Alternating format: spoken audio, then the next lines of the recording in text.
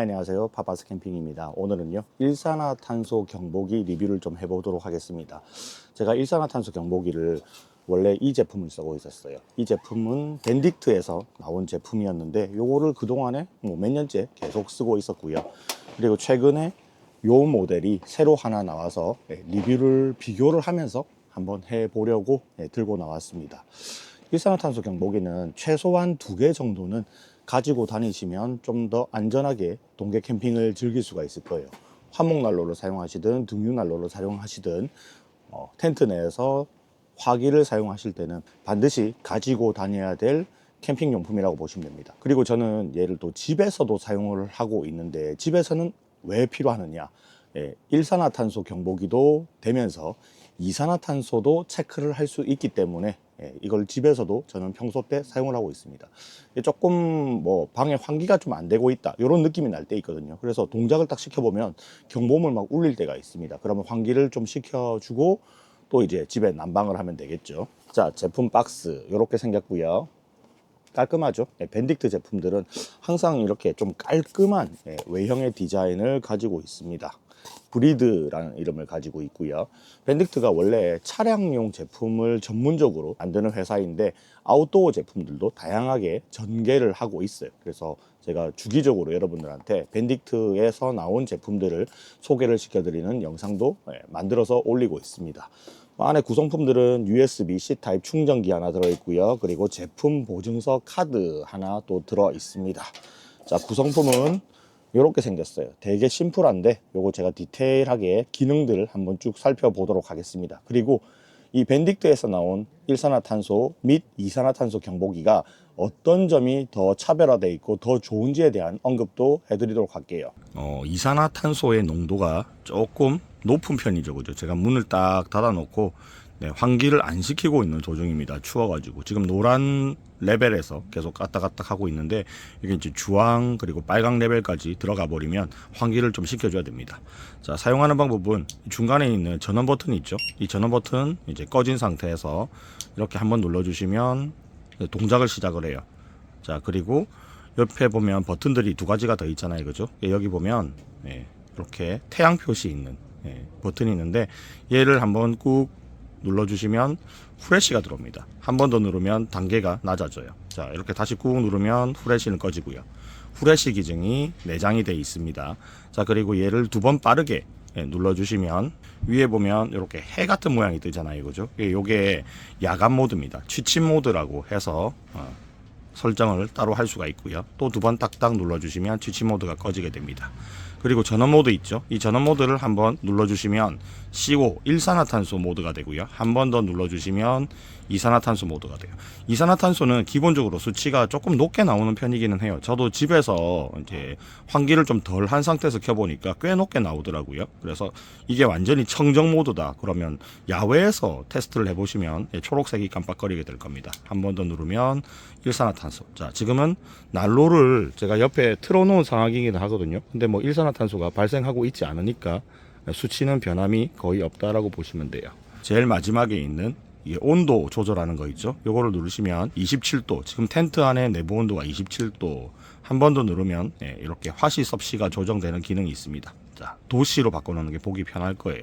자, 이런 기능들이 있어요. 얘는 일산화탄소와 이산화탄소를 동시에 측정을 할 수 있다, 듀얼 모드가 된다라는 게 기존 모델들하고의 특징이다라고 보시면 좋을 것 같습니다.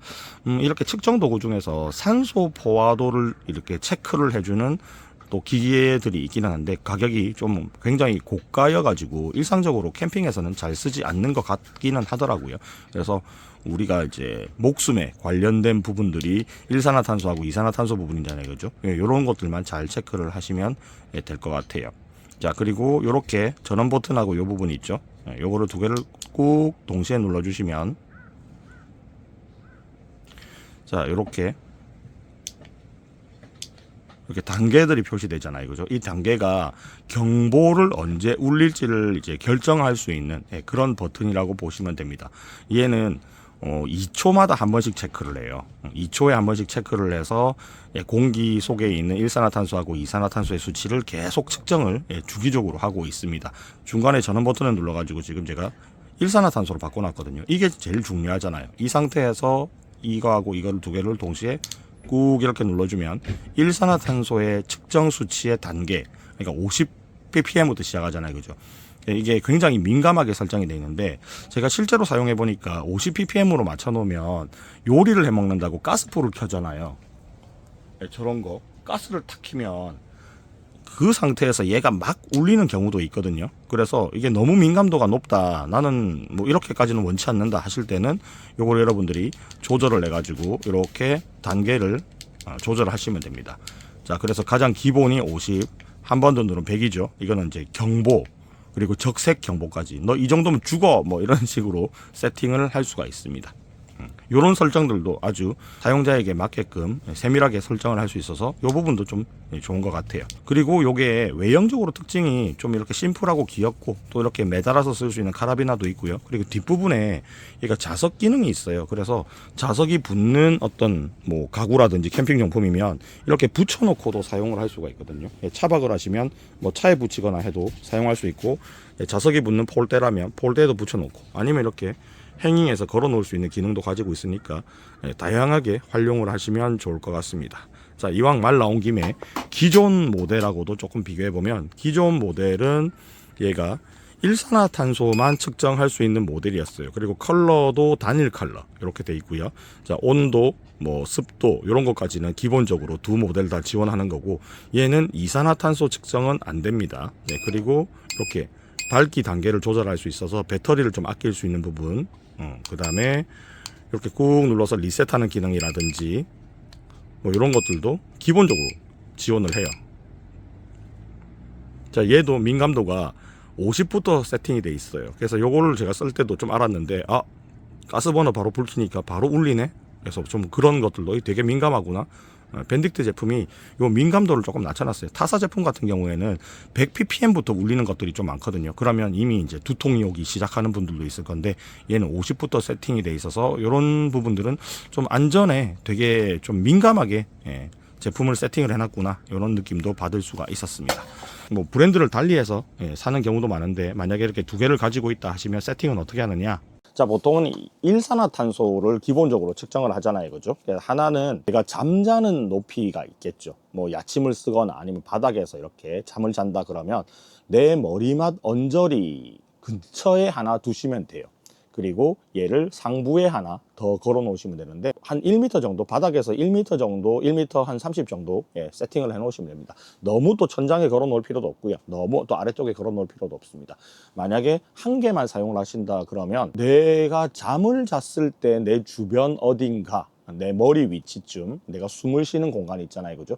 그 정도 위치쯤에 얘를 세팅하시는 게 가장 바른 세팅법이다 라고 GPT도 알려주고 매뉴얼에도 나와 있고 뭐 그렇게 하더라고요. 그래서 적당하게 여러분들 세팅해서 쓰시면 되고, 저는 추천드리는 게 뭐 브랜드든 뭐든 상관없기는 한데, 정밀도 정확하게 좀 측정이 되는, 그리고 측정 주기가 좀 빠른 것들, 얘는 1.5초고 얘는 2초거든요.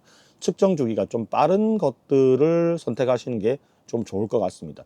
뭐 등유난로 같은 거 가끔 가다가 사고가 나거나 하면 서서히 뭐가 발생하는 게 아니라 갑자기 확 발생하는 일이 좀 있기는 해요. 연기가 막 나온다든지, 그런 것들 미연에 방지하고자 한다면 민감도가 조금 높고 측정 주기가 빠른 제품들을 선호하시는 게 좋아요. 여러 가지 제품들 써봤습니다. 동그랗게 생긴 하얀 거 있잖아요, 그죠? 그건 좀 건전지 넣는 거, 좀 저렴이 버전도 써보고 다 했는데, 뭐 건전지보다는 이렇게 USB로 충전해서 오랫동안 뭐 한 100시간 이상씩 이렇게 유지되는 것들, 이런 제품을 쓰시는 게 훨씬 더 안전상 좋지 않을까라고 생각이 들고요. 두 개 이상을 구매하신다면 서로 다른 브랜드 제품을 사거나 한 브랜드에서 나온 서로 다른 제품을 사시는 게 조금 더 좋을 것 같다라는 생각이 들었습니다.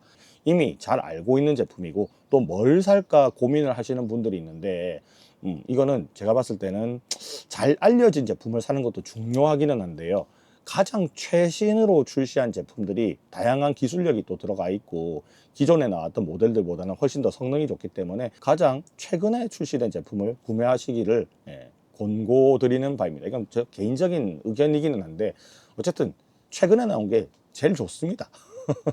자, 여기까지 하고 리뷰는 마무리할 텐데요, 영상 정보란에 구매 링크들 제가 상세하게 다 안내해 놨으니까 참고하셔서 안전한 캠핑 하셨으면 좋겠습니다. 등유난로뿐만 아니라 실내에서 캠핑을 지속적으로 하는 겨울 캠핑의 경우에는 산소가 부족한 경우도 있어요. 네, 그렇기 때문에 일산화탄소, 이산화탄소 동시에 체크를 할 수 있는 이 제품을 한번 사보시면 어떨까 하고 제가 추천드리도록 하겠습니다. 그럼 여기까지 하고 마무리할게요. 안녕.